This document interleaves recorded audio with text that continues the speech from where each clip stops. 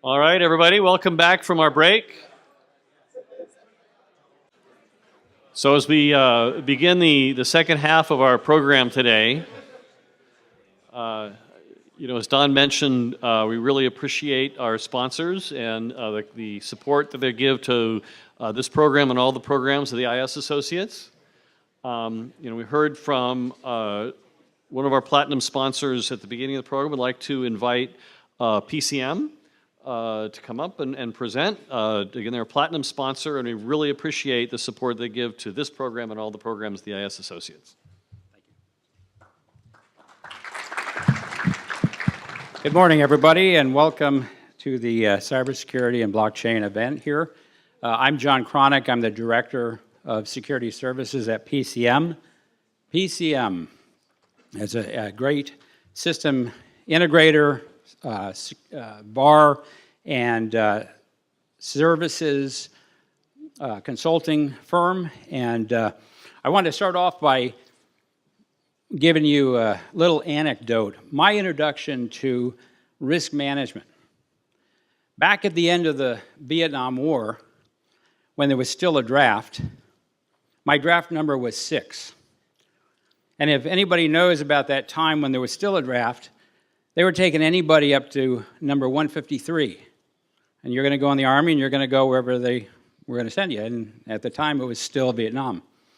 So I decided, well, if I'm going to go into the service, I'm going to go into something I want to do. So I went into the Air Force. I thought I'd be a pilot. Well, that didn't work out, but I became an airborne medical rescue. So I would rescue pilots that crash and things like that. Well, towards the very end of the war, when it wasn't going so well, and we were trying to sue for peace, and we were trying to get North Vietnam back to the negotiating table, they didn't want to go there because they were winning, right? So President Nixon at the time decided, well, let's start bombing more. So we bomb the heck out of North Vietnam, we'll get them to the table, and we can get this peace done. So they decided, well, let's get more B-52s in the air, but we got to get crews to do it. So they came to all the bases, and they said, okay, let's find every person who flies, everyone who has parachute training, everyone who has ejector seat training, and that narrowed us down to about 200 people. And so they brought us into a room. Here I was a medic, right? And they said, well, we'd like you to volunteer to a new project. And so we're like, well, what is this project? And they said, it's to be the tail gunner on a B-52. And I'm like, really? What do I got to do? And they said, well, we're going to give you twin 50 caliber machine guns, and you're going to shoot. And I'm like, well, wait a minute, B-52s, don't they fly like 80,000 feet? And he goes, and the general says, that's right. I said, well, sir, what are you shooting at 80,000 feet? And he says, incoming SAM missiles. and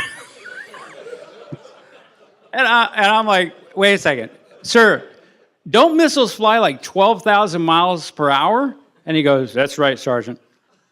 I said, well, how fast does a 50 caliber machine gun bullet travel? And he goes, about 1,000 yards. And I'm like, okay, this isn't working for me. He says, but you will get $9,000 a quarter if you fly. And I said, well, sir, how many of these planes are getting shot down?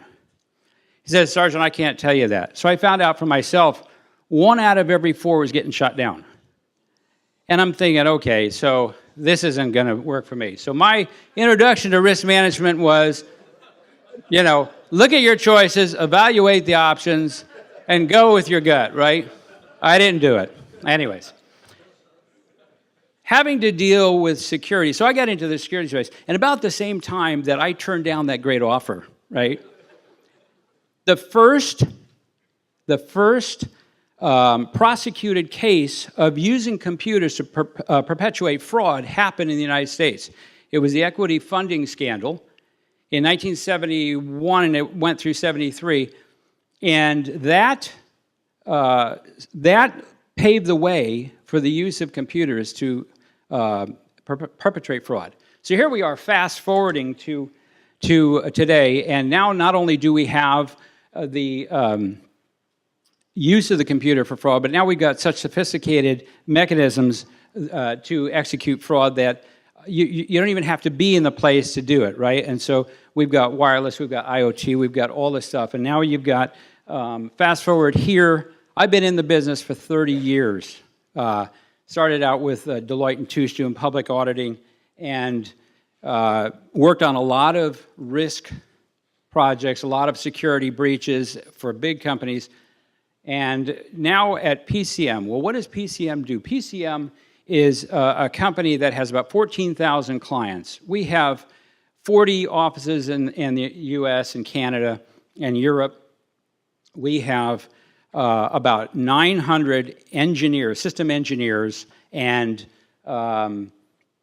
about 600 sales people, and we create the best solutions for companies that for transforming a company from where you're at to where you can be, to optimize your security posture and to transform organizations. So we've worked in a lot of big companies, 14,000 customers. 50% of those customers are large enterprise clients, 50% are small, medium-sized. Let me just go back to this real quick because I know I'm running out of time here. But here's the threat. Just in 2016, by the way, as you're listening to all the cybersecurity data here, think about this. 44% of all security alerts by the top 500 companies were ignored. 44% of all alerts that they received, they were ignored. They couldn't handle the load. 30% of all companies that were surveyed in 2016 had a successful breach. California, since 2007 to 2014, had 7,298 breach attempts, 1,900 of them successful. That's 3 a day successful. Okay, so that's the situation. So what do? We offer a full range of security solutions as well as IT solutions, transformations. So we take you from reactive to predictive solutioneering. And I know I only have a few minutes, but we take you from protecting, detecting, responding to resilience. And I think that's really the key. Most companies have budgets for security, but they don't know where to spend it. The top 200 companies, top Fortune 200 companies, the board said, we don't know what we get for our spend, and we don't know if we have the right security person on board. We, as PCM, can help with that situation. That's what we do. All right? So I'll leave it at that. Thank you very much. Thank you very much. I'd like to introduce Manny Bugayong from Molina Healthcare. He's Associate Vice President of Information Security, has a long career in this area, and is going to speak to us a little bit about how they work with this work with information security in a regulated environment.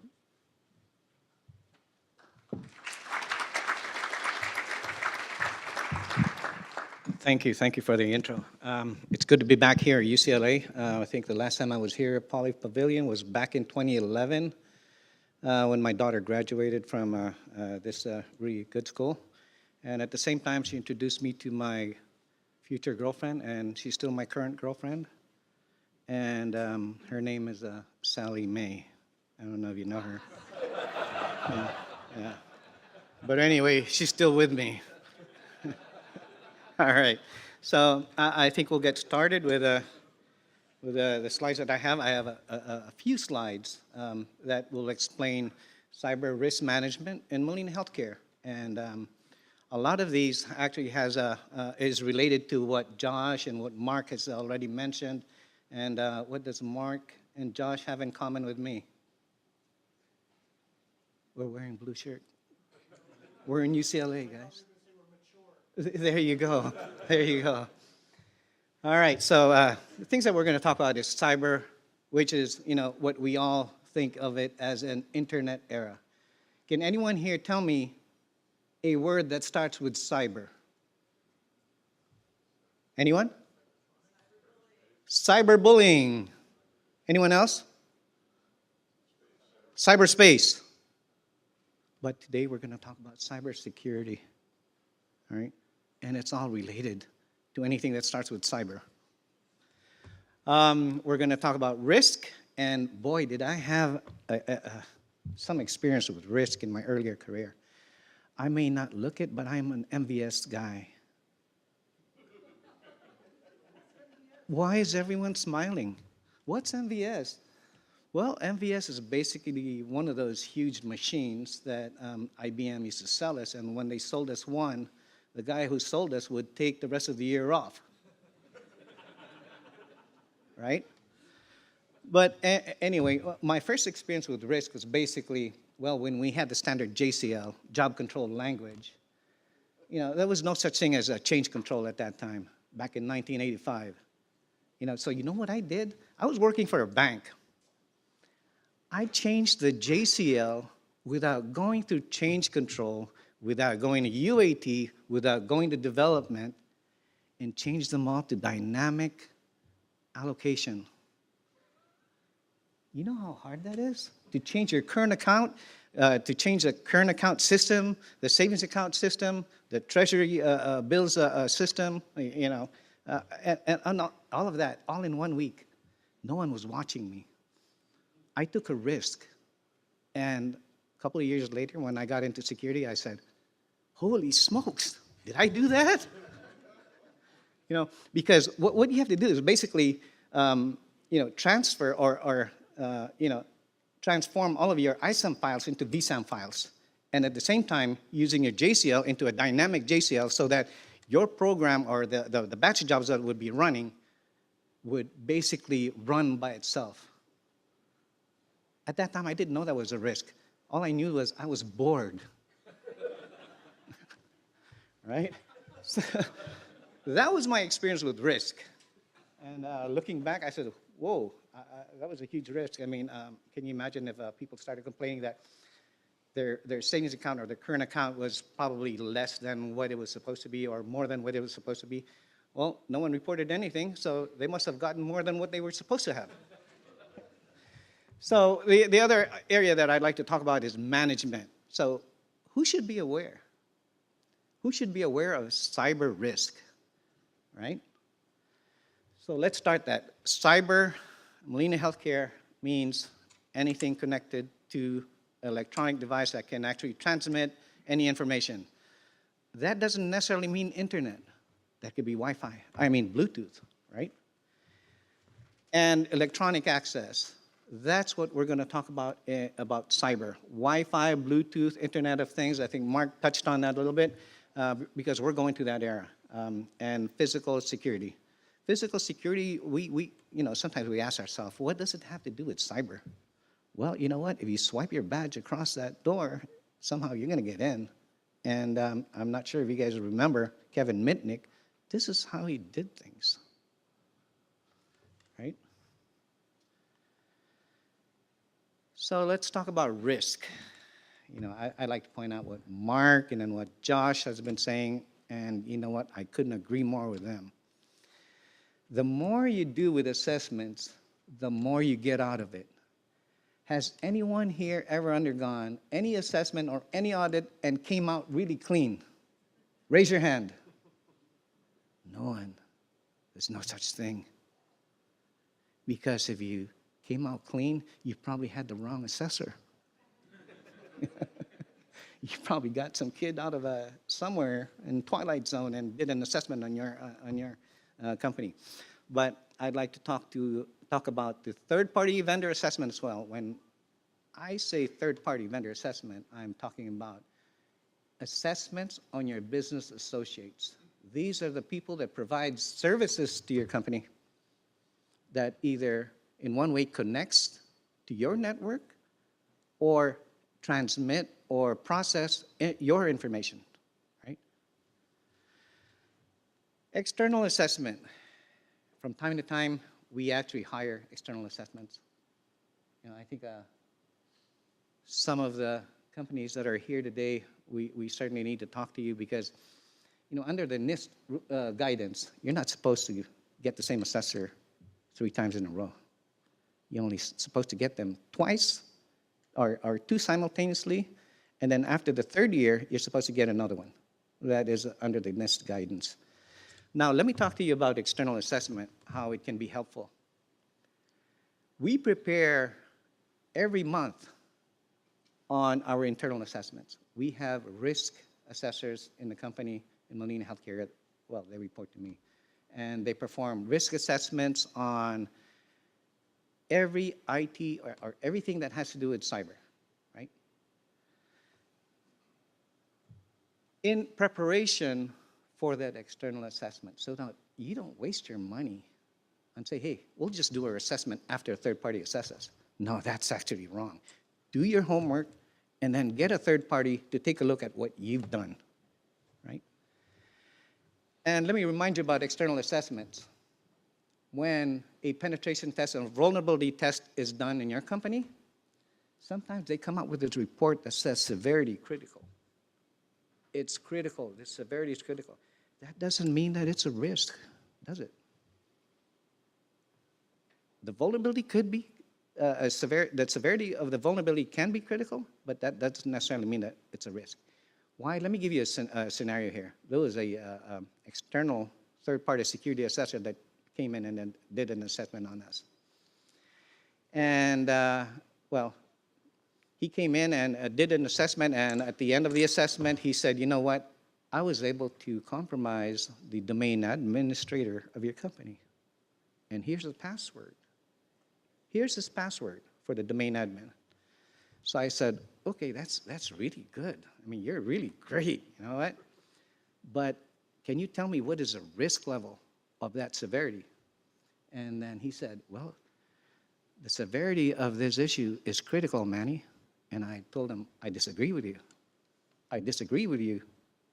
Why? First of all, I let you in that door. If I wouldn't have let you in that door to come into the data center, you wouldn't have compromised that domain admin password, right? That is true. I think every one of us should always challenge and understand what is being assessed on us, all right? Also, there was one time in my career where we had an auditor who gave me a list of 20 issues and told me that these are all repeat items or repeat comments. In the audit world, any auditor here? One from E&Y? Okay, anyway, this was an internal auditor who mentioned that there were 20 issues that was a repeat comment. And as we know in the audit world, a repeat comment actually elevates the risk of those issues that was found. It means that you neglected it the first time or you ignored it, all right? Now, when that happens, make sure that, hey, it is not, you challenge that audit issue and say, hey, this is not a repeat comment unless you show me that you did audit me and I accepted that you audited me last year, that this is now a repeat comment. In the financial world, in the banking industry, your first issue becomes what they call a BI, business issue. When it becomes a repeat comment, it becomes an MBI. They call it a major business issue, right? Some of you guys can relate to that. But the point I'm trying to say here is that when you are assessed by an external party, they don't know your environment. You know your environment better than they do. And you know what are the compensating controls that actually minimize that risk, if you have any, right? Now, the fourth item, the cybersecurity policies, is basically the base of your program, your cybersecurity program, right? And this is what's going to be based on the audits and the assessments. I remember one time I got audited by OCC, the Treasury Department, and they are into documentation. In a 1-month assessment or audit from the Treasury Group, 3 weeks of that is allocated to just looking at your documents. What do you have? What are you saying that you do? And then 1 week after that, they say, okay, let me see if you're really doing what you're saying.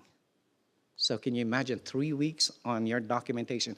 I think Mark has stressed it out, and I think also Josh did, that we need to make sure that we have a program or a strategy in place. That's one of the first things. Cyber insurance. How many people here or how many companies here have cyber insurance? Only a few. This is becoming a hot topic, especially from the boardroom. Cyber insurance is basically making sure that your residual risk are covered by an insurance company. And there are times that if you don't do any of these steps above, policies, assessments, and more assessments, they might not even insure you. Or your premiums could be pretty high. And guess what? Someone in the C-level is not going to like that. Right?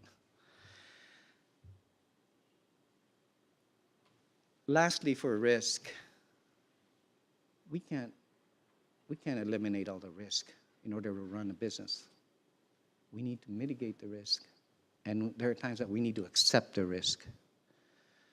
By accepting the risk and making sure that there are compensating controls for those risks, and making people aware that these risks actually is in your environment, right?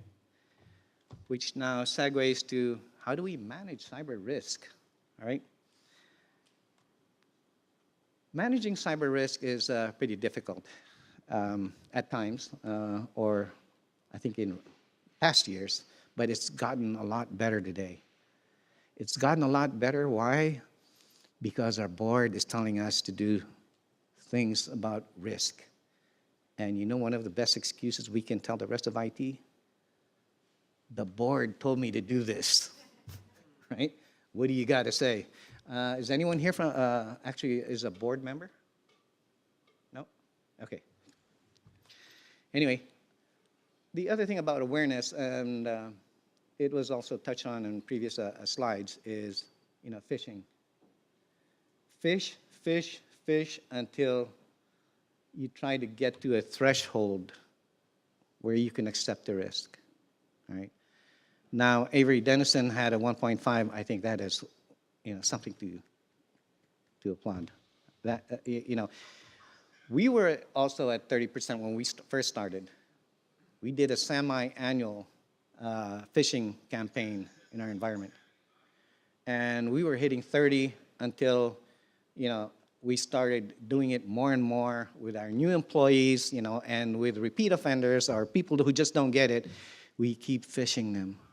If you fail the first phishing, guess what? We're going to target phishing you.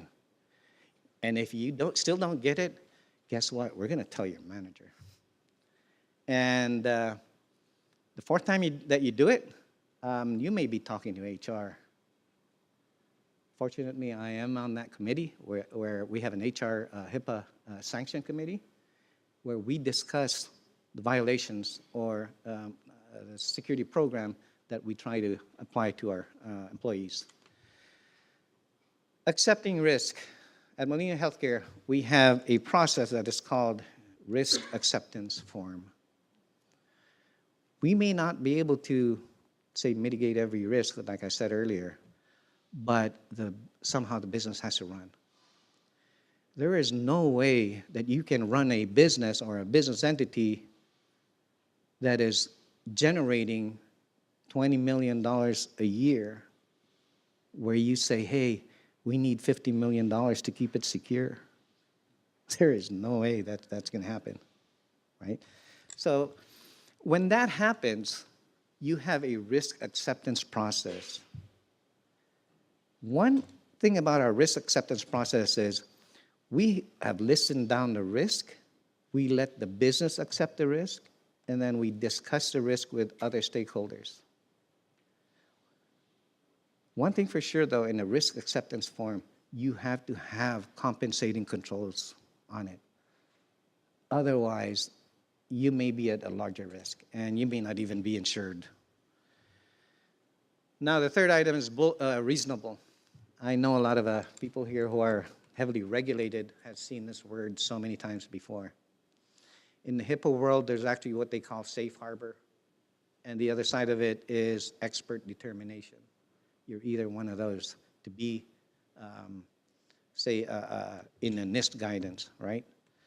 Safe harbor is basically following, for example, encryption, NIST 800-111, about how to encrypt your endpoints, how to encrypt how to encrypt your laptop in order to be in safe harbor. Safe harbor meaning that when your laptop gets stolen, you don't have to report it if you're in safe harbor. So what does safe harbor mean? Or how do you get into safe harbor when you on your laptops? Well, basically, you have to make sure that you adhere to the NIST 800-111 that states that you must encrypt it, a full disk encryption with pre-boot authentication, meaning that when you boot your laptop, it shouldn't go to the operating system first. It should go to pre-boot before you do that. Then you'll be in safe harbor. Now, the other thing that I'd like to discuss here is how we, in cyber risk management, is engaged with the enterprise risk management. We do this because cyber risk is not an IT risk. It's a business risk. I think it was mentioned also in the previous presentation. It is not an IT risk. It's a business risk. We get involved with our enterprise risk manager, who actually oversees the entire risk of the company, the entire risk profile of the company, right? This means that he oversees, well, sometimes he does, I think, the audit committee and also the health plan risk, because we do have other health plans in other states as well. So this is the guy that we actually go to in order to list down every risk that we have in IT, all right? Executive communication, when you're in this position in cyber risk management, you have to be able to talk the same language as executives.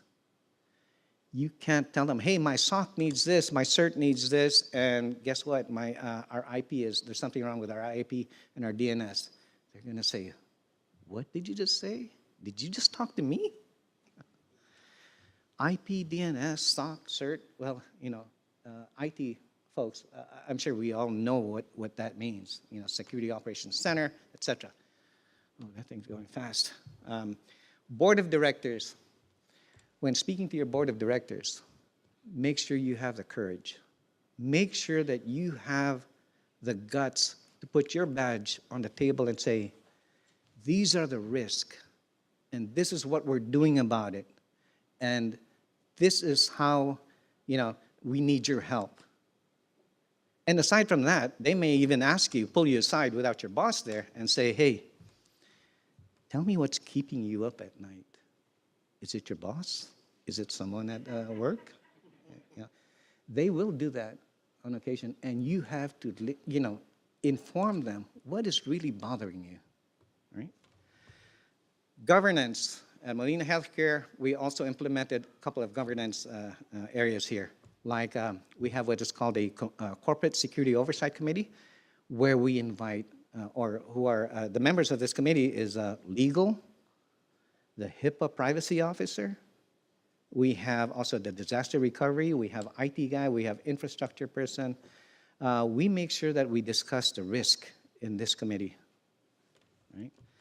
And we have other governance. I forgot to mention that, in your assessment, do not overlook any assessments of your company.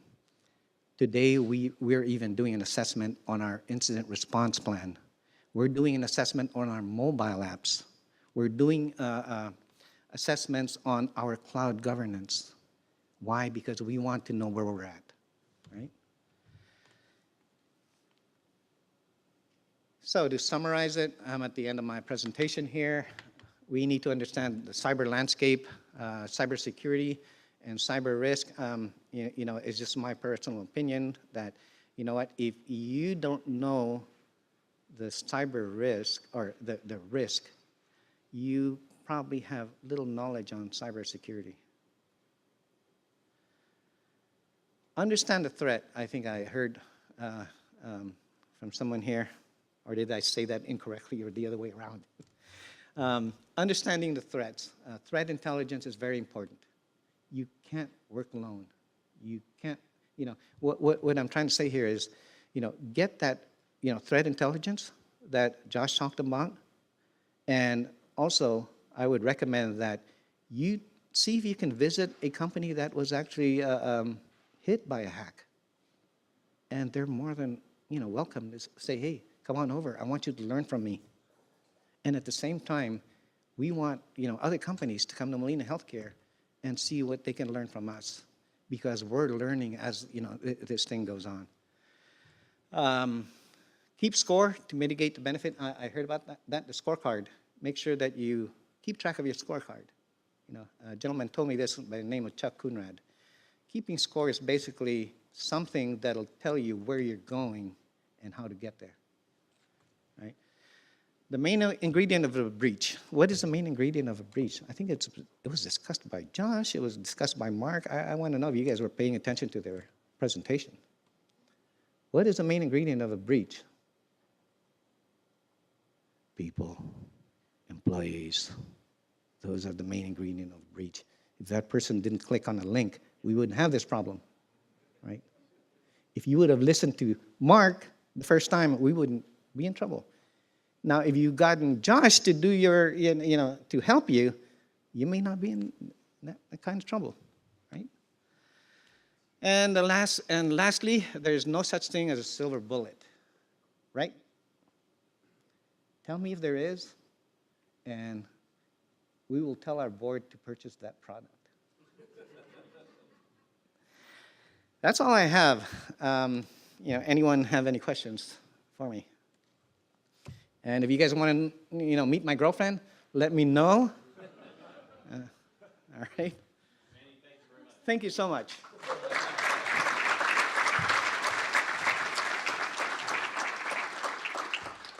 All right, now we move on to the blockchain portion of our presentation today. We'll have a presentation in the background from Justin Newton from Netki, and then 3 panelists on a panel to talk about it. So please, Justin.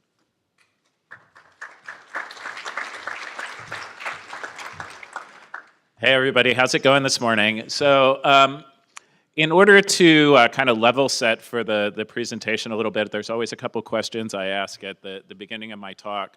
So how many people in the room here have used one of the public blockchains? And by that, what do I mean is, have you bought or sold a Bitcoin or Ethereum or sent or received one? How many folks in the room? It's a small handful, okay. That's cool. And then how many folks in the room, their company that they're working for right now currently has a blockchain project going either in the labs or towards production? 1, all right, awesome. So we're pretty early on here. That's totally cool. We're great to go through this. The talk that I'm giving today is one that I've given to a number of audiences before that kind of gives some background on blockchain. There's going to be a few places where I deviate from this a little bit to hit some of the more technical aspects, given what the audience is here and who you all are. So, just a little bit of background on myself. I'm a technology startup guy. I've been doing tech startups part-time since 1991, full-time since 1994. My first few internet startups were before they called companies that. And along the way, I was leading technology for 4 organizations that went public, 3 of them here in Los Angeles. And now I run a company called Netki. And Netki, we started in what was then the Bitcoin and now the blockchain space about 3.5 years ago. And what we wanted to do was really take a look at this transformational technology. And as I talk about this a little bit, we'll explain why I see this as a technology that's as transformative as the internet was in the mid to late 90s. And what we tried to do is said, if that thesis is correct and this is true, where do we see that there's barriers to that mass market adoption or that commercialization that need to get solved? And that's really what our company's been focused on the last 3 years. So what's a blockchain? A blockchain is something, so it's magic pixie dust that if you sprinkle it on any project, it makes it better. No. A blockchain is just a ledger, right? It's just literally just a list of transactions that occurred, right? And those could be financial transactions, they could be other things, but it's literally just a list, like a log file, right? That lists exactly what happened. This, in the case of Bitcoin, this coin moved from this person to that person, or this account to that account to this account. It's just literally a listing of all those transactions. Not that different than like a SQL database, a log file, any of those other sorts of things. So what is it that's actually then different about a blockchain than these other databases and other data structures that we work with today? Well, the first is every ledger that has existed in history up until now has had some person or some organization that basically could go back in time and change the ledger. They had the equivalent of an administrator, right? Some centralized resource that could go back and own things and change things. And there's a lot of really great benefits to that, right? Like such as if you make a mistake, you can go back and erase it and change it. But there's some drawbacks to it as well, because it means that if you're putting a huge amount of value on what's in that ledger, you need to, one, really trust the administrator of that ledger a lot, right? Because if they can go change a few $1 trillion worth of value here and there, maybe that would be a corruptible position. And the other is as soon as there's an administrator, as everyone in this row knows, there's also an opportunity for a hacker to become that administrator. And so when you think about the security as a system as a whole, when you remove that admin and control function, the person that can go back and change history, that actually improves the security of the underlying ledger and the trustworthiness of it. And so instead of having a person that decides what goes in the ledger and what doesn't, there's two things that occur. First is there's software that decides what gets appended to the ledger and what doesn't. And so there's a set of rules called consensus that are shared throughout the network. And those consensus rules define who and what can append things to the ledger. And they take series of transactions or things that need to get put in the ledger. They bundle them up into a block. And then periodically they append that block to the end of the ledger to create a chain of blocks, not surprisingly. And then they use cryptography as a way to secure that chain. So effectively, every block is built on top of a hash of the previous block. And so if someone wanted to go back and change history, 5,000 transactions ago or a day ago or a week ago, if they go back and try and change just this transaction, it actually breaks the whole flow from then. And so it's immediately detectable across the entire network as something that was false or was tried to change.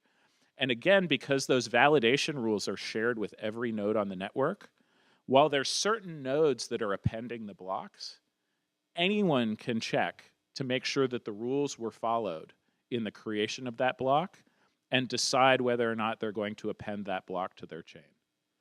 That was a little bit complicated, and it went through some technical aspects, so I'm sure there'll be some questions, but at a high level, that's sort of how it works. There's these validators that append blocks to the ledger periodically, and then everyone checks to make sure that those are right.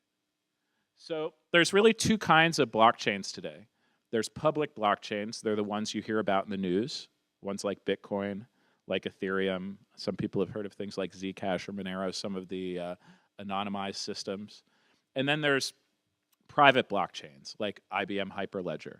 There's offshoots of Ethereum called Enterprise Ethereum. There's Iroha. There's Sawtooth Lake from Intel. There's the R3 Consortium and a number of others. And the way to think about public and private blockchains is the same way you would think about public and private networks, right? There was the internet, which is a public network that anybody can use that's open and permissionless. And then there were other networks using the same technology, but that were secure, using VPNs, using private networks, using anything else, but still using IP.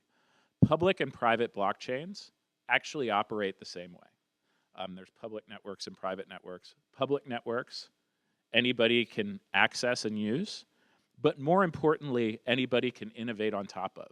Anyone can write their own software or tools that run on top of these networks, and there's no third party that can say, no, you can't run that there. And this is something that was actually transformationally important in the development of the internet. If you think back, and there's a number of you in the room that look like me, you can remember these times. When I was a kid, you actually had to rent your phone from the phone company, right? And if you did go out and buy one, you had to buy one that had the AT&T logo on it. Otherwise, you couldn't plug it into those two wires on the wall, right? It was like the epitome of a closed permission network. You not only had permission to use it, but you had to have permission for the phone you plugged into the wall, right? It was crazy. And then the internet came along, and what the internet was a network that was open and permissionless to use, but also open and permissionless to innovate on top of, to replace that closed permission network. And what's exciting about that is that led to an incredible amount of inclusion, right? Now, someone standing in a field in Africa with a smartphone has the same access to information and communication as somebody sitting at Carnegie Mellon or UCLA. Pretty amazing change. It released a wave of innovation. I don't think any of us that started working on the internet 25 years ago saw Pokemon Go coming. And it unleashed a wave of value creation that would have never existed in the old system. Can you imagine Uber or Airbnb opening up if before they did their first transaction, they had to get permission from AT&T's liability lawyers, right? There's no way that first house would have gotten rented or that first car would have gone on the road. And so these entire networks of value, of innovation, of inclusion happen because there's now this open permissionless network to replace the closed permission ones. Public blockchains are that same thing, right? And that's one of the exciting aspects about it. Yeah, we blew through all this stuff. So private blockchains is the other piece, and this is probably the piece that you guys will interact with more in your day-to-day jobs. Private blockchains are people basically reusing the distributed ledger technology inside of closed groups or closed ecosystems. And the idea behind it is actually not that different than the early days of the internet, again, where people said, God, we love the technology, but we're not sure about the security. Oh, and we hear that hackers use it. Oh, and all this other stuff. So we're going to just repurpose the technology, but put it behind our firewall, right? And so most of these are forks of Bitcoin, forks of Ethereum. IBM's Hyperledger Fabric is a big player in the space, and then R3 Corda. These are being used for a really wide variety of use cases, most of them way beyond currency, the original aspect of it. And we'll get into some use cases in a little bit, but they're as varied as things like data security and backup, so data governance, supply chain tracking and management, rights management around intellectual property, and just a huge array of things. So we talked a little bit about consensus already. We'll skip it. So how about this security stuff? So what's been going on with blockchain? So everybody talks about blockchain as being this incredibly secure technology that's secured by cryptography. The core mechanisms behind it are super secure, all these other things, but yet you hear about all these hacks, right? In Bitcoin, between 10 and 15% of all Bitcoin have been either stolen or lost. Right, so one of the big challenges with blockchain, because it runs on public-private key cryptography, is I'm sure none of you have ever realized this in your day jobs, but people are really bad with private keys. And we as vendors and service providers to regular human beings instead of IS professionals, actually have done a really terrible job of providing tools for them that make key management easy for a typical end user, and key recovery and all those other sorts of things.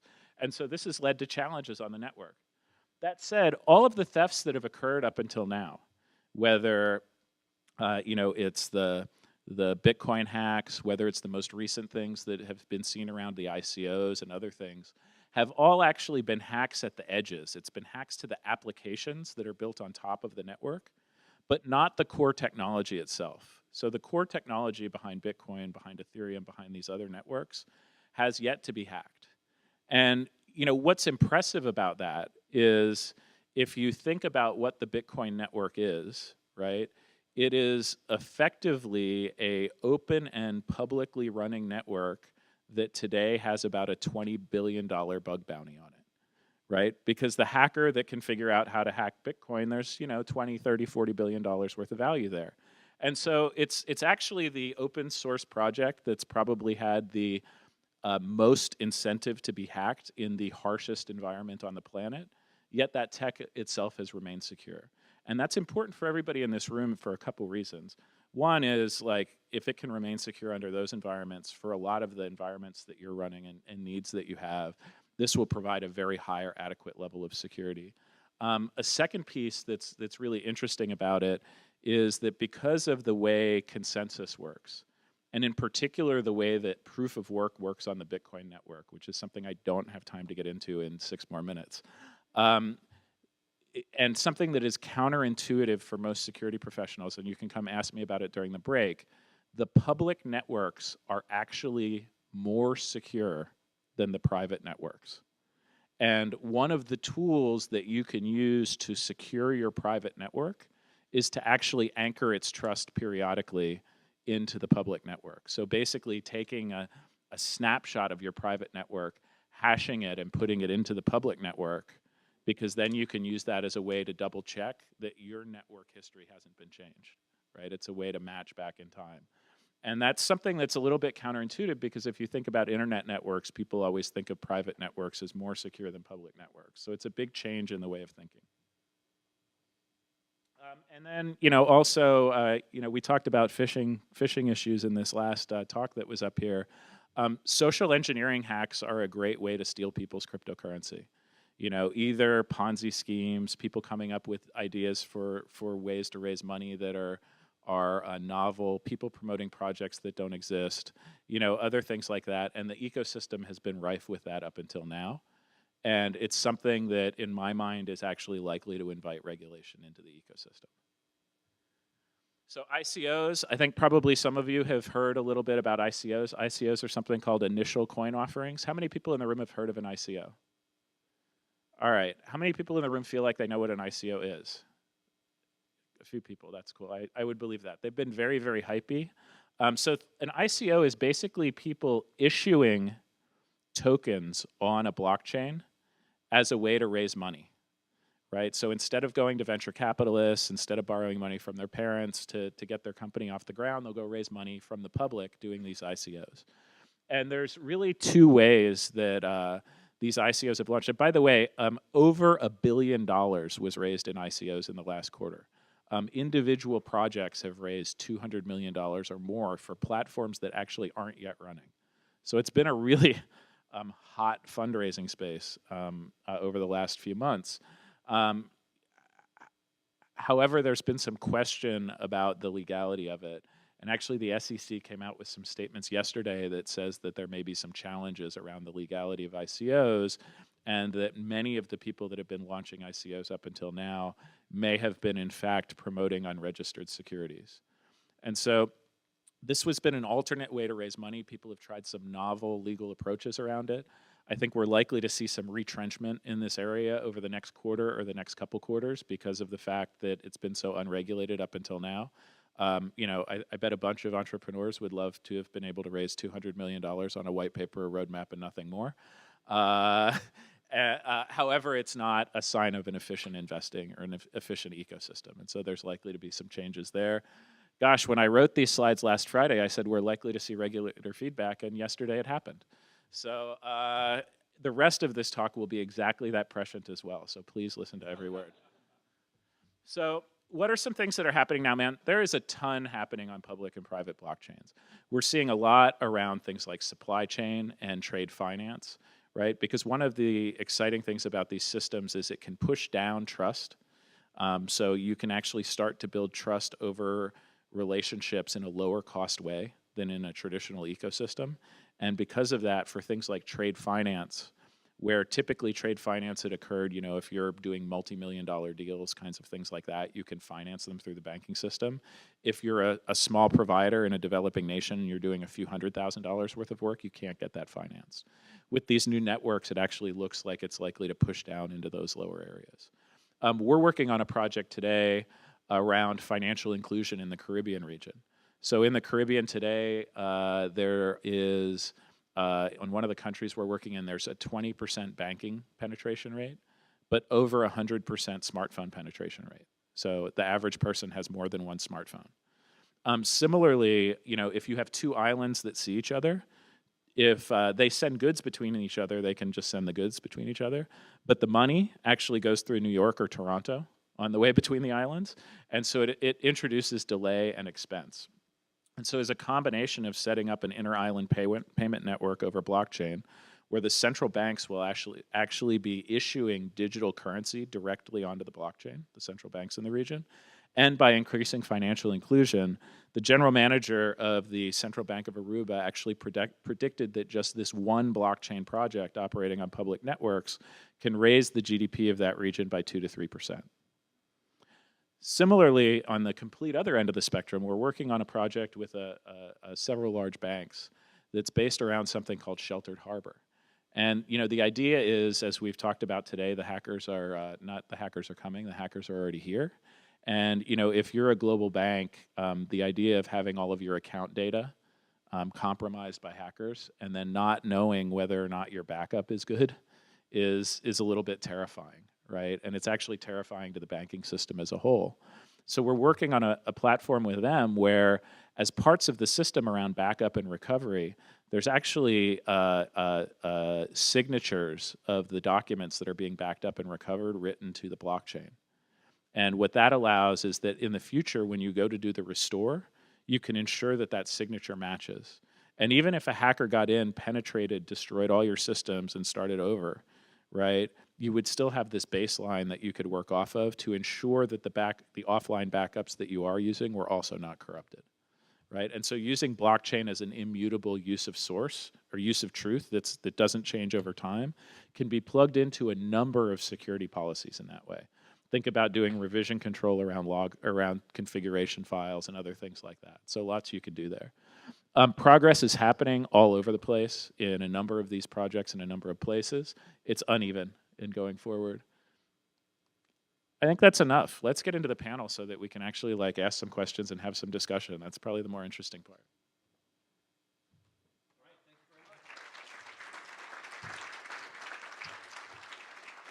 So I'd like to invite our other panelists up. So Christian Bravo from Guard Time, and Jeff Shelton from GEM, and our Josh, who will be facilitating the panel.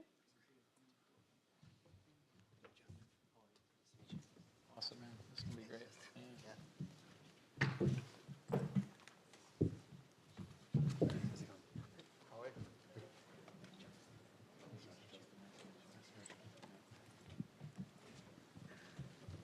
Thank you.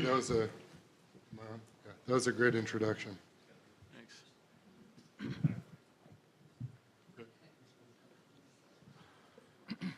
So one of the questions that I have in listening to that and kind of following the recent news is that one of the advantages of blockchain is that it's administratorless. But whenever we talk about things like Ethereum and having the smart contracts, it seems like, especially with the attacks against the smart contracts, the DAO, and then there was another one last week, I want to say that cost about $60 million or something equivalent. Doesn't that reintroduce the administrator concept?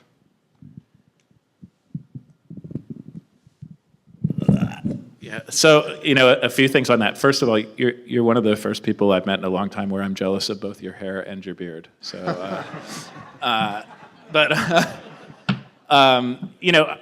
got to say, in my opinion, I think smart contracts are slightly pushing things a little bit fast at the moment.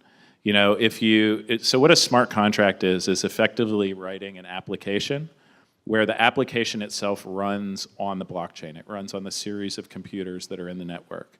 And so it actually, what a regular blockchain does is allow everyone to validate that the data is being added in the right way according to the right rules. With a smart contract, everyone can actually run the code and validate that it executed in the right way, right? And so smart contracts effectively are doing something that in other data design we would avoid, which is, in most data layers that I design anyway, you tend to have like a database layer that I try and keep thin and stupid so that it can be fast, scalable, and replaceable if I need to. And then I have an application tier that's outside of that that has all the intelligence and business logic, right? And what's happened with smart contracts is they've collapsed those two tiers, where the data and the business logic are residing together. And kind of even worse in some ways, that business logic, once it's written and exists as a smart contract, there's no way to pull it back, right? You can write code that it checks in periodically or things like that, but if you make a bug in it, it's published, and it's on the blockchain, and it's there, and it will run no matter what you do to it. And so when you think about a smart contract and writing a smart contract, it's a lot more like if you're creating a piece of hardware than a piece of software, right? Because if Intel deploys a chip and that chip has a bug, it costs them a gajillion dollars because it's so hard to replace. Compared to software that has a bug, you just release a new patch and off you go to the races. Well, smart contracts, similarly, once they're out there, they can't go away. They just run. And so you have to be very, very, very careful about how you write them, but also how you QA and test them. And today, in terms of like large-scale production use, my personal argument would be, and probably my professional argument from my IT background would be, I would wait a little while until we learn what those risks and holes are before investing, real capital or real risk into a smart contract.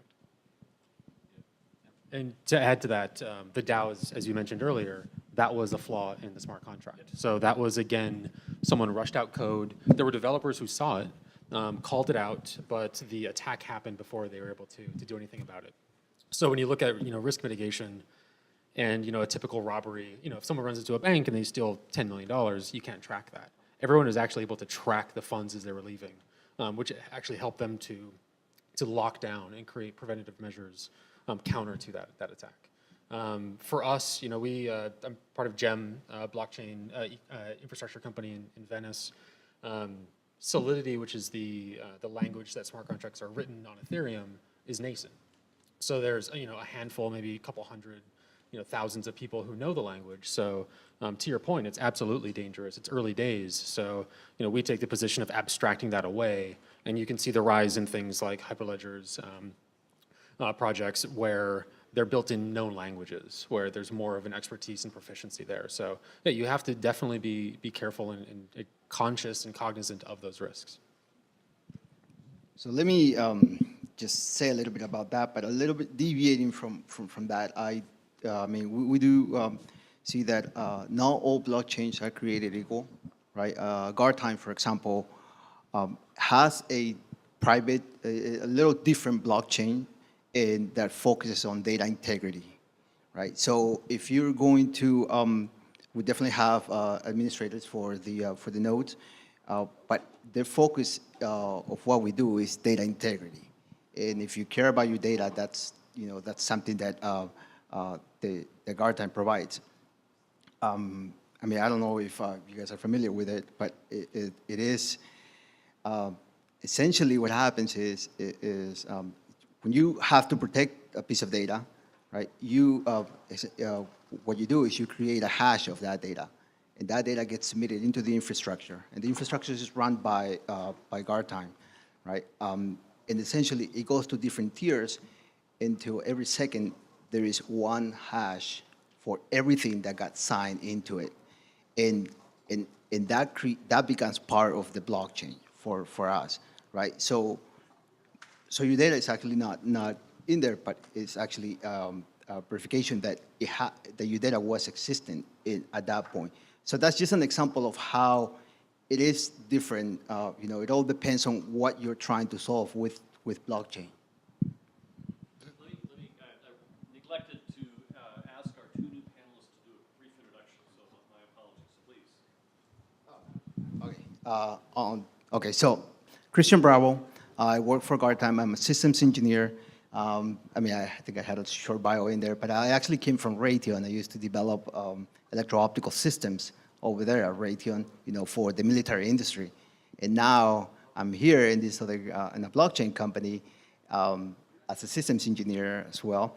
But it is different. I mean, from the defense industry, we, as a systems engineer there, we care about what is the customer, what does the customer actually need, and then develop an architecture and identify the risk of developing that system, and also how to provide compliance to that.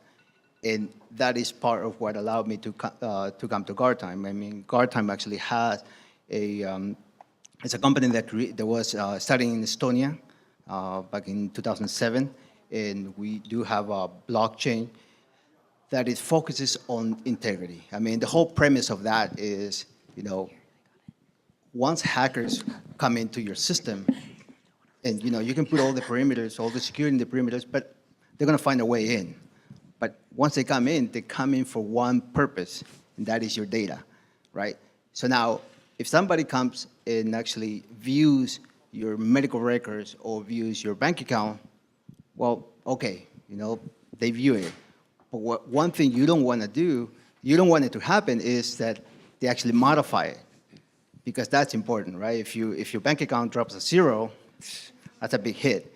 So that's what guard times technology actually offers. It's just the blockchain. The data integrity. It can help you do data integrity on your data. My name is Jeff Shelton, VP of Product at GEM. Formerly of the entertainment space. I know a lot of you, come from entertainment technology companies. So I've worked with IDER. I've worked on the vendor side in years past. I used to run product at a company called Study Mode, serving premium research to students, 60 million of them worldwide. Been at GEM now for about 15 months, primarily joined the company during our transition into enterprise healthcare. So the company was founded in 2013, working on multi-signature wallets for Bitcoin security, but we've tackled industry-specific problems in healthcare around data integrity as well as collaboration, solving problems like the length of time to which you get a medical claim back from the payer as a patient. Going to the doctor's office, receiving a bill 4 months after the fact, based on a system of layers through that process. Focusing on creating longitudinal health records based on post-hospitalization for elderly care. We've moved into similar solutions into the telematics space, working with Toyota, as well as a number of Fortune 500 companies on identity management. Thank you. So one of the struggles that I've found with understanding blockchain is that there's this association with Bitcoin and with money. And so I think it would be helpful if we took a moment to talk about some other outside the box examples. One that I've come across is something like UPS could use a blockchain to track packages as they're going from location to location. It publishes, makes it public, whatnot. Can you provide some examples that might help the audience kind of seed their ideas for how they could implement this in their organization? I know you guys say you're working on something. Go ahead. Oh, yeah. So there's quite a few things that actually we've been working on. But for example, let me give you a specific example, not too specific, but let me give you some example about, let's assume that there's an entity that has data, right? That actually that entity needs to be, share the data with entity, let's call it A, B, and C. But entities A, B, and C doesn't have the rights to see all the data. So how do you share your data with them in making sure that they only allowed to see what they are allowed to see? And over time, how do you change those permissions? So that is, that is something that we're working on, that we're definitely doing. With the guard time blockchain, it actually allows us to do that stuff. The other thing is definitely, I think I've been hearing about supply chain. Definitely supply chain is a big thing. And it's not just about this went from here to there, but software, also your software supply chain, your services supply chain. How does that work? And if you're gonna send your data to the cloud, how do you protect that? How do you know that it's still valid? So that is, other applicabilities of what we're using our blockchain for. So to extend on that a little bit, there's a project that we're working on in the telematics space, which is interesting. And one important note to talk about is the way that we see at GEM these blockchains is these are routers and these are pointers. So core critical data does not live on the blockchain. So that's one very important designation. The hash representation of that data does, as well as the context awareness of what that is. So if you need to define data into any specific data object to your industry, that can be done and then secured and then added to that hash. So for instance, we're working on a telematics project with Toyota, which is securing telematics data off of cars for the purposes of feeding that into smart contracts to then receive an output of a driver score. So if you look at the current landscape right now, you've got your Metro Miles, your Progressives. They're all operating on slices of data and not actually combining various data sets together to have more of a rich computation of behavior around that score. So that's something that we're using the blockchain to secure that data. Now what's interesting about that is that then allows us to take those granular fields based on that data representation and then provide that to other parties. So as an example, if I'm tracking telematics data and I see that there's someone who's braking frequently, I could sell that data to someone who maybe wants to sell brakes and tires, things like that. So it's a really interesting opportunity for monetization and functions beyond just facilitating workflows. Yeah, we see a number of use cases that are sort of above and beyond the direct financial ones. So, one of the ones that's getting publicity in a lot of cases is around public records management. So things like land titles. So there's, many countries that you go to, including big parts of the US, where the actual land title system when you buy your house is on big books with sheets of paper in it, which is not awesome in terms of being able to automatically check it or to be able to take loans against that property or other things. And as some emerging markets have gone to digitize that practice as a way to modernize it, they've run into a new set of problems, which is databases are pretty easy to change in countries that don't have great reputations around corruption. And so, suddenly you show up one weekend to your beach house and find out you don't own it anymore, that actually somebody else does and things like that. Well, a blockchain-based registry actually can help protect against that because there's no way for that administrator to go in and behind the scenes just swap something out, right? There would actually have to be some kind of visible transaction that shows the transfer from one object or entity to another. And so in the case where the owner of the property also owns the private keys, it makes that movement impossible. But even in the cases where that's not the way that it works, the user isn't custodial of their own private keys, it still creates a high level of visibility around those things in a way that helps reduce and prevent corruption. Similarly, we see a lot of uses around identity solutions where the blockchain will act, as he had talked about before, as a directory that points to where someone's identity data is. And then their identity data would sit in a secure vault where they have an agent that sits in front of it that provides access to narrow slices of that data. Similar architectures are used for medical record systems and others where multiple people may be contributing to that record, but there's still an owner of it that keeps control of what's shared when and where. So really, any use case where data needs to be shared across multiple organizations in a coalition, either internal to one large organization or across organizations in an industry, and where maybe you mostly trust each other but don't necessarily trust one entity to act as the administrator for the system that can change things behind the scenes. Blockchain's a great way to solve those problems and to go ahead and provide solutions around it. And there's different ways that you can use it based on the security needs and use case of your particular needs. Thank you. I want to take a moment and offer up if there's any questions people would like to.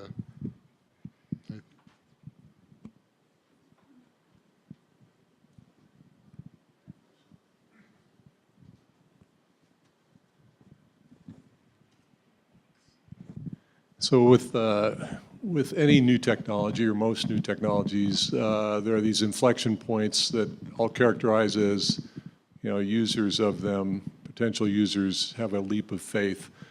We saw it in cloud computing. A lot of people resisted that for a long time, and then we suddenly started to universally accept that they were secure enough to use. So where do you see the inflection points in the progress of blockchain? So I think there's a few, and I think if you look at what's happening on public networks and what's happening on private networks, they're each going to mature at their own pace. You know, in terms of private networks, I think it's going to be simple. You're going to see a few of the use cases that are being built now by pioneers start to produce real results and real value. And, you know, blockchain is going to stop being talked about as a lab thing and start being talked about as something that's used. And you already see those projects being built today. And so, you know, their enterprises move slow, so maybe we're 24 months away from that inflection point. On the public blockchain side, and that's where I mean it pushes down from the early adopters maybe into the next big tranche after that. You know, you get the companies that aren't Fortune 500 companies starting to use it. On the public side, I can't go too far out over my skis here because I'm skirting near confidential information, but you know, we're talking to a number of large financial institutions and large financial services companies that are right now building projects to connect their customers to public blockchains like Bitcoin and Ethereum. And you know, I think that when you see people in, and these are not the right institutions, but in their B of A account or in their Wells Fargo account or in their BNY Mellon account or in their Fidelity account or in their somewhere else, being able to buy and sell access to those assets, that's going to be one, you know, more people are going to be introduced to Bitcoin or Ethereum or Litecoin or whichever ones go first that day than have been introduced to them in history. But two, you know, when you start to have that brand trust association between, well, I already trust Fidelity or B of A or whoever it is or Wells Fargo, and they're doing it, you start to get that, you know, the associative trust. So, you know, we see some projects that on the optimistic side may have end customers buying and selling public blockchain assets by the end of this year. Not huge numbers of them, but some. So if we look at the S-curve of where the technology is, I'd say we're at the very nascency of the technology. You know, a question that we get asked all the time is, you know, where's the proof that this works? I mean, Bitcoin is the proof that this works. I mean, this has been trusted for, you know, almost a decade now in production and seeing a large number of transactions flow through. So the way that we see it is there's a number of industries that are going to adopt this quicker based on needs within those industries. So for us, we spend time in healthcare as well as IoT and telematics. Telematics needs security, and the rails for that are not laid as they are within, you know, healthcare, which is a very heavily vended space. So what we see is, you know, blockchain is just the spine. There's a number of things below it relative to any number of the consensus protocols that are available to the utility of an industry, as well as a lot that needs to be built above it. So the industries that we see moving the fastest are, you know, things like IoT, telematics, and they'll bring blockchain with them to provide the security layer that's needed within those industries. So what I can add to that is, for example, some of the evidence that is actually working, I mean, are actually coming out of Estonia, right? If you can just Google Estonia e-society, just electronic society, Estonia is like one of the most advanced digital society that there is right now. So, you know, they're able to put their the health record online and share it, you know, properly. Definitely, they are using the guard times blockchain to help with that. The other thing that I believe, you know, that we believe is going to give you that proof that things are working is like the more companies are, you know, are trying this, you know, and the more use cases that we'll be solving, that's going to provide some proof. For example, we do have a contract with Lockheed Martin, which is a defense industry, right, to provide some integrity of some of the processes that they're doing for a certain platform. The other thing that we do have another project working in conjunction with another company, and that is to assert, so these are the companies performing formal method. I don't know how many of you guys are familiar with formal method, but essentially it's just a mathematical a model of whatever you're trying to do. And the job of this company is to develop this model and then get our implementation and determine whether our claims for our blockchain are true or not, right? I mean, essentially for formal method, you can grab any type of implementation and determine whether you developed it right or not. So we're doing that for DARPA, and they are applying formal method verifications to our blockchain. So that would provide a proof that that this thing is working fine, and it does what it's claiming to do. Can I follow that up with, it seems that when we talk about security, there's the CIA triad. It's confidentiality, integrity, and availability. And we've talked about how the blockchain helps with the integrity aspect. But it seems that when we start putting medical records in the blockchain, that we don't do that. We don't do that. That is off-chain. The reference to the document would be on-chain. How would you handle authorization from that? So who gets to view the record? So this was a project that we built out with Capital One, which proved the first end-to-end reconciliation of a medical claim via blockchain network. So that is essentially multiple parties could use this network in a federated chain to be able to create documents, provide reference to those documents, and then our GemOS, our product, provides the authentication to the granular access control to those documents. So that doesn't come with you just out of the box with a blockchain if you were to use that as a technology. You have to build that layer on top to then provide the permission rules and the user roles, entitlements, connecting to existing LDAPs, anything like that.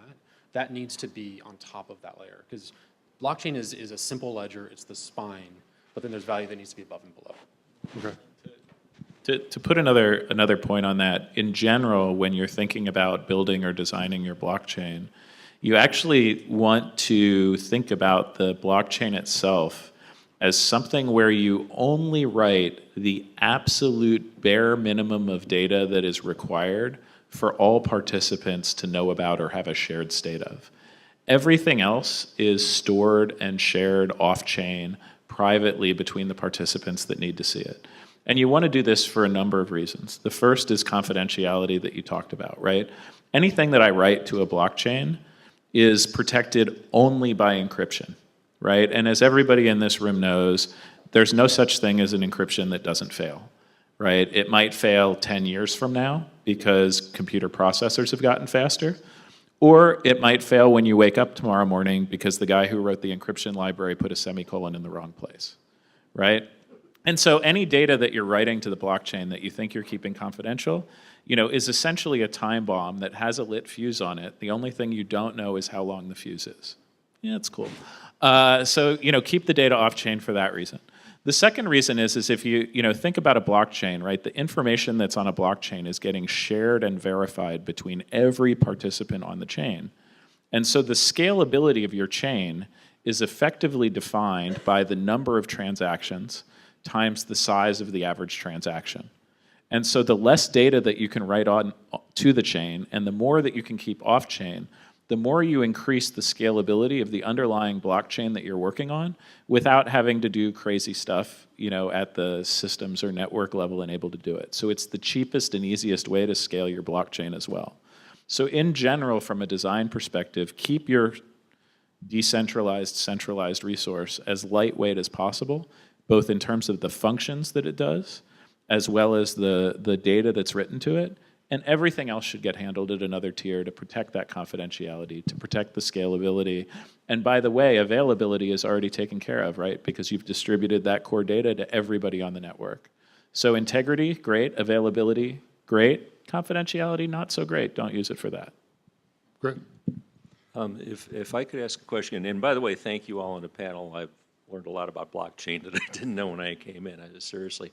But if I come back to one question, and I guess this is more of the public blockchain, Justin, I think where you gave the example and you said, and I hate to come back to Bitcoins, but you said 10 to 15% of them have been stolen, and it happened in the services, not in the blockchain. Could you give me a couple examples of that where it happened? What's the service?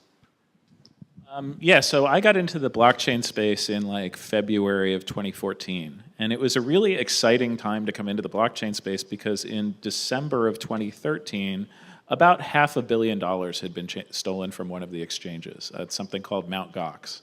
And it actually like tells you a little bit about how you have to be careful about analyzing risk as time changes, because Mt. Gox had originally started out as an exchange to trade your Magic the Gathering cards with each other. Not a super high risk, high value exchange. And then they like added Bitcoin in, and then Bitcoin went from being worth pennies to being worth $1,000 a Bitcoin, but they hadn't changed their approach to risk. And so effectively what ended up happening in that case was a hacker got in and stole their private keys. And so they were able to do transactions on their own to just keep, people would deposit Bitcoins at Mt. Gox and the hacker would use the private keys to take them out. And they didn't have adequate controls around how to secure their private keys. They didn't have any tools that were watching to see whether their private keys were being used on the public network without their permission. They didn't have good cache controls and other things in place to help protect themselves. Similarly, like last week, you were talking about the fact that there was like $33 million or so that was stolen from some of the ICOs. And that was on the Ethereum network, and that was actually the result of a bug in a smart contract. Someone wrote a smart contract that was supposed to evaluate multi-sig, and it didn't do it in the right way. It effectively had a backdoor in it. And of the ICOs that had happened in the previous weeks, hackers were able to steal about $33 million from those people and move it into other accounts.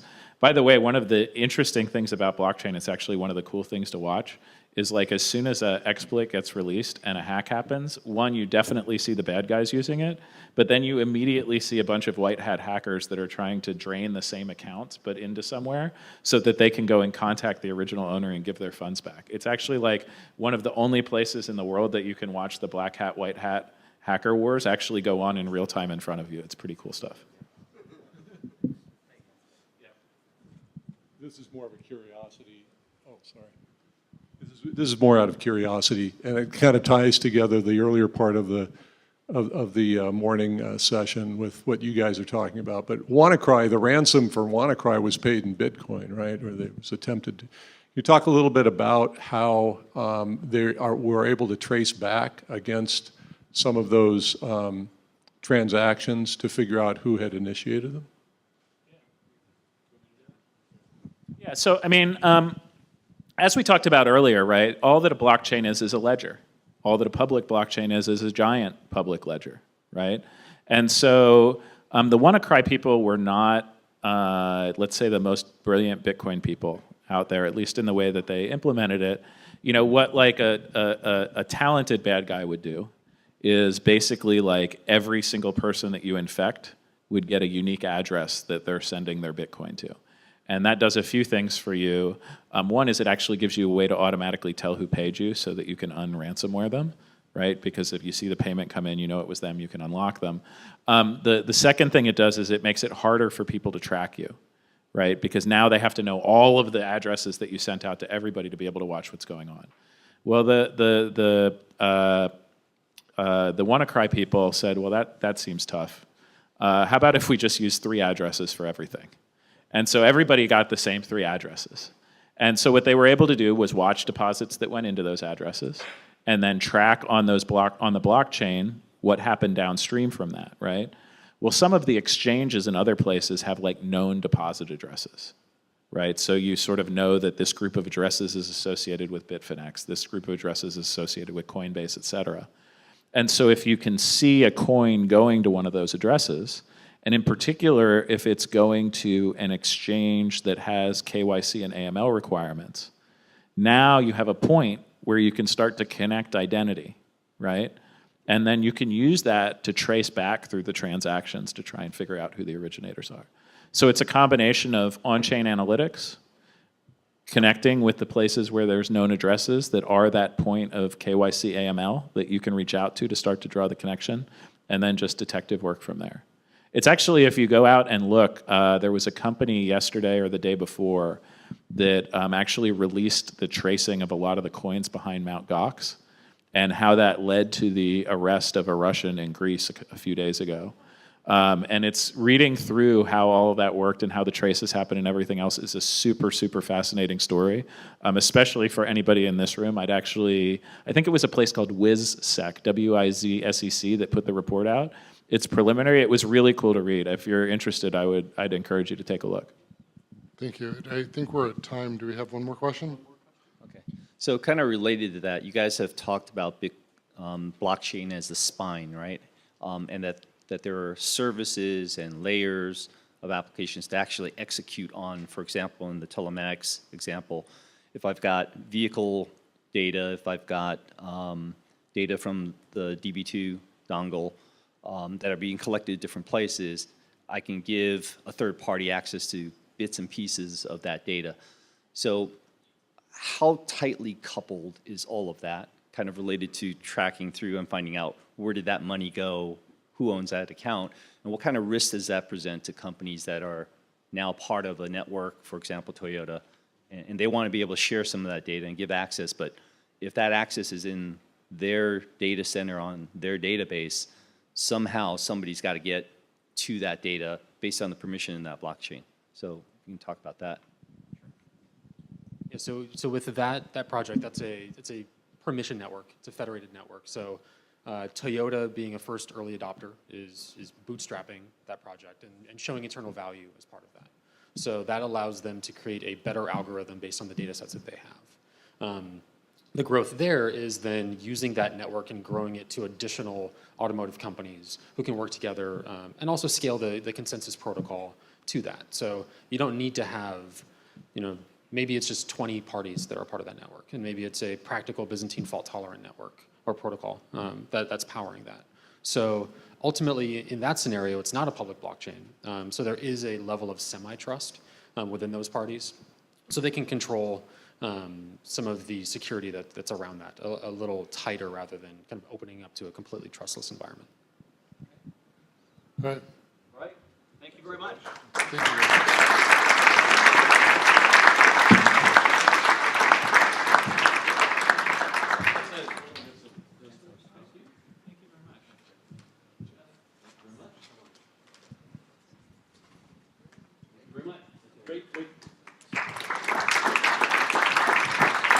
So Don, you want to join me up here and we can thank our sponsors and I think have a drawing?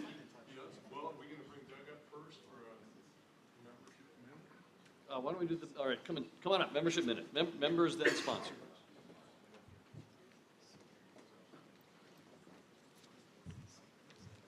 Hi, everybody. I'm Doug Getz from Fox Group, and I am the UCLA IS Associates Membership Chair. And I always like to take this time to recognize the membership. I'm going to talk briefly about two things. One is value proposition of your membership. So we like to focus on two primary things. That's the value prop, what you get from being a member, and one is these presentations and the education that goes along with them. So for those of you who are new to this membership minute, this is a chance for you to be recognized publicly. So for each of the companies, just raise your hand, give a shout out. Like to thank the non-member speakers, Forrester, Gem, Guardtime, and Netki. We know who you are because we saw you speak, but if you could just give a wave. Thank you, that was awesome. Consider becoming a member. And then, of course, thank you for our sponsors, PCM, Fish Labs, SailPoint, and Tripwire. One more recognition for you guys. Thank you very much. Appreciate that. And now we're going to all give each other a gift, right? So we have the other value prop, which is networking, right? And discussion and collaboration and sort of resonating what we've just learned so that it sticks and can be carried away. The gift that we're going to give each other is I'm going to help you network. We're going to help each other network. So I'm going to give a big shout out to the member companies, and if you can just wave. And also, I'll start by thanking, back to the first value prop, our member speakers, which is really important when our members speak. Avery Dennison, thank you very much. Great presentation. And Molina Healthcare. Thank you very much. Okay, so now just the way this works is if there's anybody you want to meet or talk to from any of these member companies, look around and when they acknowledge the shout out, go, I want to talk to those people. So here's who we have here today, who are our members. Hopefully everybody showed up. This is the registration. So Aerospace Corporation, all right.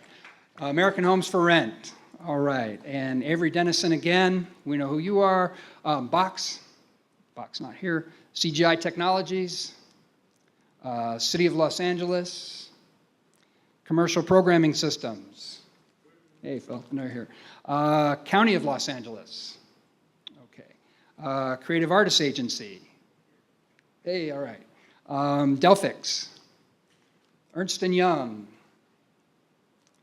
Farmers Insurance. Fox, that's me. iSpace. All right, hi Carol. Jet Propulsion Lab, over there and over there. Okay, Laserfish. Lionsgate, hello. And Molina Healthcare, thanks again for the presentation. And hi Debbie. Someone who's not here, but who is a new member, and I want to give a shout out and a thank you. NetApp has joined and is one of our newest members. So Bill Miller left one company, is at another, and facilitated NetApp joining, so we're happy to have them as a member, even though they're not here today. Paraveda Solutions, welcome, and Slalom Consulting, Trent was here. Sony Pictures, all right, good show up. T5 Data Centers, okay, and of course we have many different UCLAs. UCLA, thank you all for hosting and providing all the great services that you provide and all the interaction that we have with you. And another new member that I'd like to welcome, United Talent Agency. Michael was here, maybe he had to go. We're really glad to have UTA as a member. Michael was with CAA and is now shared the love. So that's great. And we also have William O'Neill here today. So, all right, you guys have all seen each other. So now, as soon as we do our last bit of business, please make sure you connect. Thank you very much, members.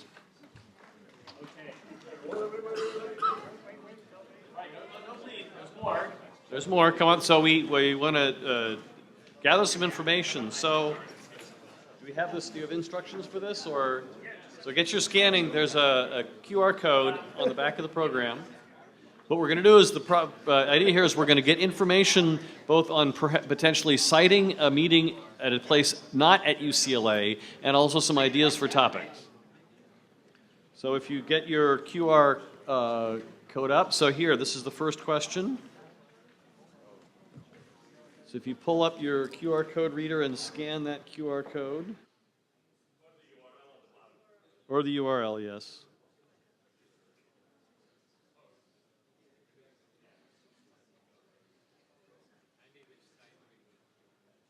So bit.ly/ISA poll.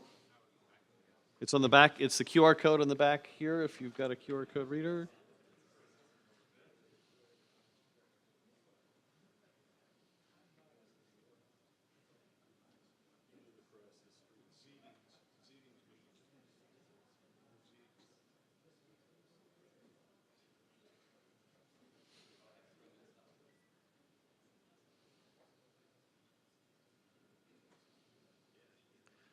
So it should bring up a prompt for this question. All right, we're getting 11 responses.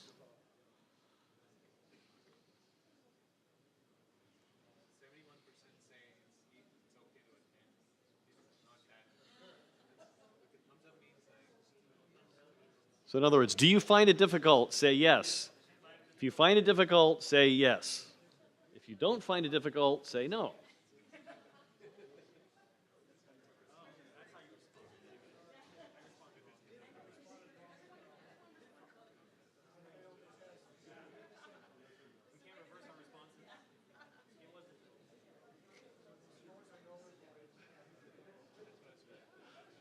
All right. Well, so let's. All right. So what we'll do is hold on. Let's keep it going. We'll go on to the next question, which will probably correct perhaps any of the people who responded in reverse. But this can give us an idea because we want to try this. So go ahead to the next one. So where, if for a location besides UCLA, what would be the best one for you?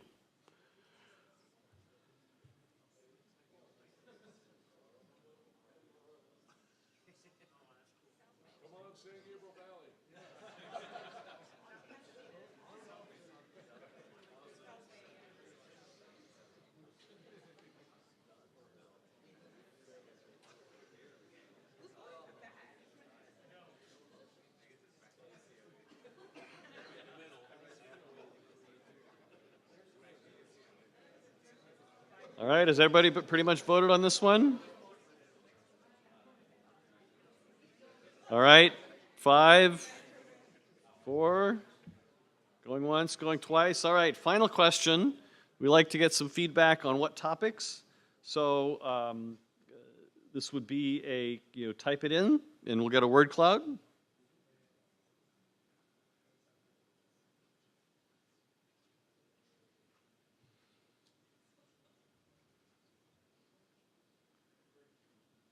Test your typing skills.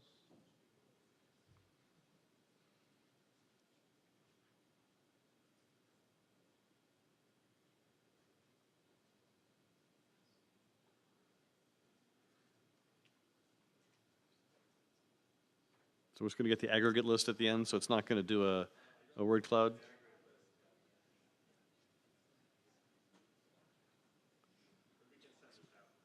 Okay.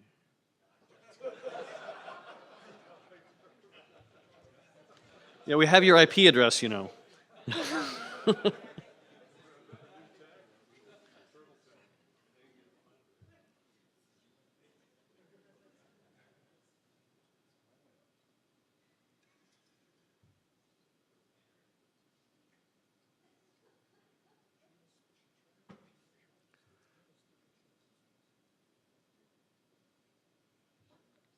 Okay. All right, can we bring up the sponsor gifts? So as we're finishing up the voting here, we got some gifts for our sponsors, and then we'd like to invite SailPoint to come up and conduct their drawing. Yes, SailPoint.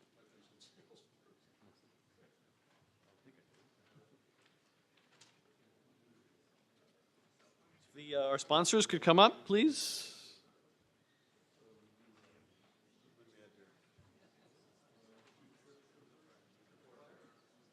Tripwire?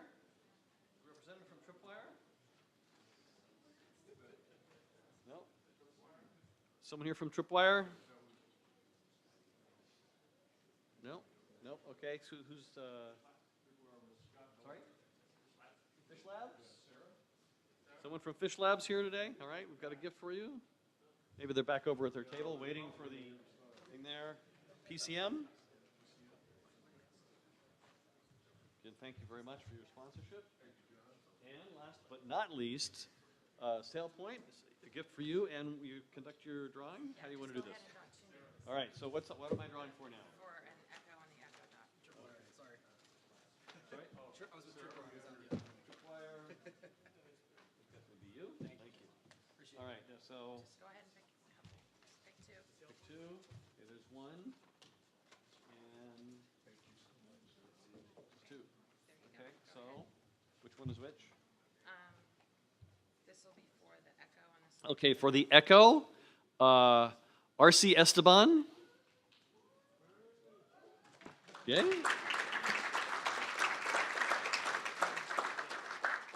And this is for the dot, would be Annie Flippo. Yay. We'll do the other one. We'll do the other ones later. Okay. Just contact And the other ones, they'll We'll contact you. for the other ones because there's just a lot of them. Okay? All right. Great. All right, I believe there's the facility is ours and for the next hour until 1:30. I want to thank you all for your attendance and your attention. I want to thank our speakers for the time and the information that they shared. I think it was, for me, was extremely informative.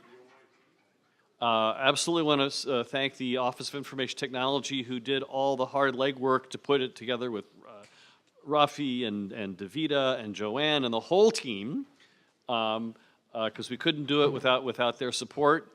And again, thank you all, and look for the announcement. Okay, we will send out an email. Without an email at the end of the survey, you'll have the link to the presentations. And again, look for the announcements for the fall meeting upcoming, and thank you very much.